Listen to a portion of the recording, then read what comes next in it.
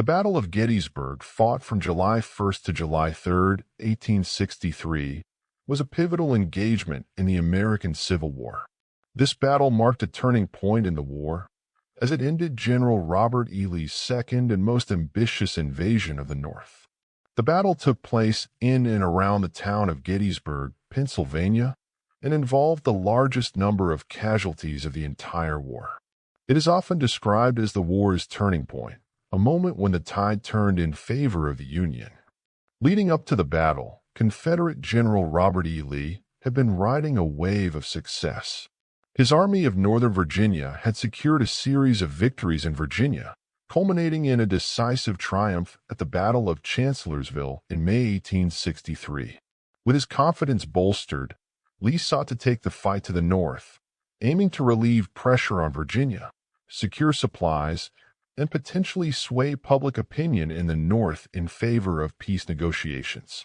Lee hoped that a significant victory on Union soil would increase pressure on the Lincoln administration to end the war and perhaps even secure recognition from foreign powers.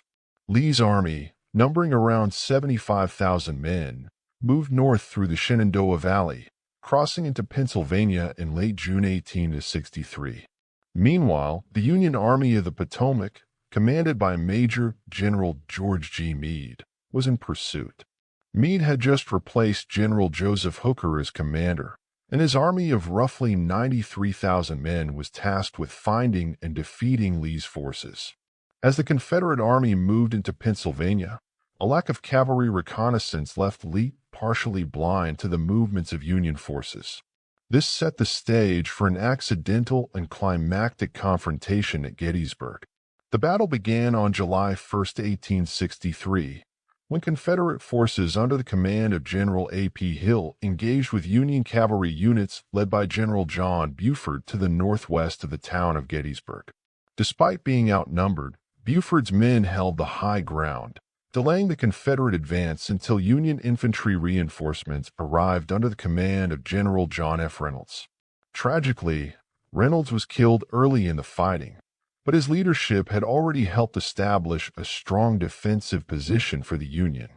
Throughout the day, more troops from both sides arrived, escalating the battle. By the end of the day, the Confederates had pushed the Union forces back through the town of Gettysburg to a strong defensive position on Cemetery Hill, just to the south.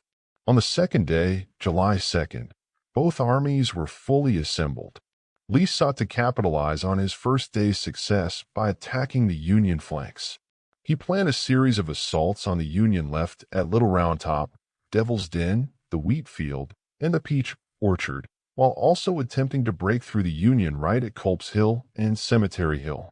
The Union forces, under the tactical command of General Meade, had established a strong defensive line in the shape of a fish hook, which allowed them to move reinforcements quickly to threatened areas. Despite intense fighting, especially at Little Round Top, where Colonel Joshua Chamberlain and his 20th Maine Regiment famously held the line, the Union defenses held. Lee's attacks were repelled, though at significant cost to both sides. July 3rd saw the culmination of the battle with Lee's decision to launch a massive frontal assault on the Union Center, a move that would come to be known as Pickett's Charge.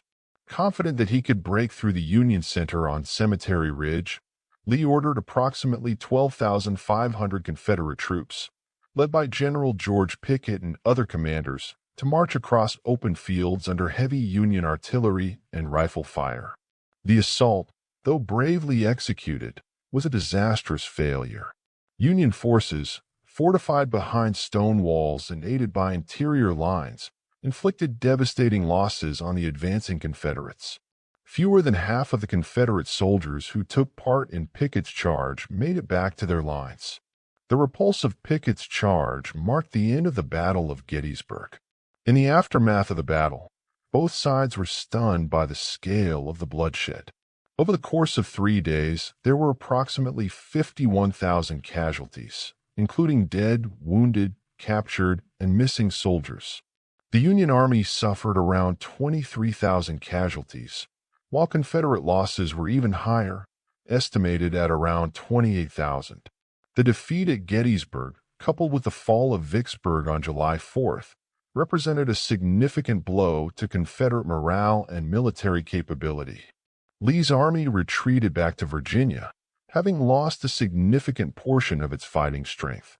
The Union victory at Gettysburg was not only a tactical success, but also a strategic turning point in the war.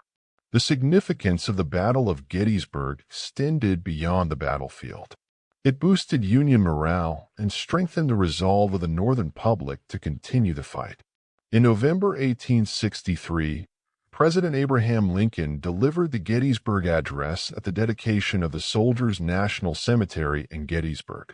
In just a few short minutes, Lincoln eloquently expressed the deeper meaning of the war, emphasizing the principles of liberty and equality and reiterating the necessity of preserving the Union. His address redefined the purpose of the war and helped galvanize public support for the Union cause. The Battle of Gettysburg is remembered as a pivotal event in American history. Its outcome ended Lee's invasion of the North and set the stage for a protracted war that would eventually lead to Union victory. The battle demonstrated the importance of leadership, strategic positioning, and the will to persevere. Today, the Gettysburg National Military Park preserves the battlefield and serves as a reminder of the sacrifices made by those who fought there. The lessons of Gettysburg, encapsulated in Lincoln's address, continue to resonate as a testament to the enduring struggle for freedom and equality.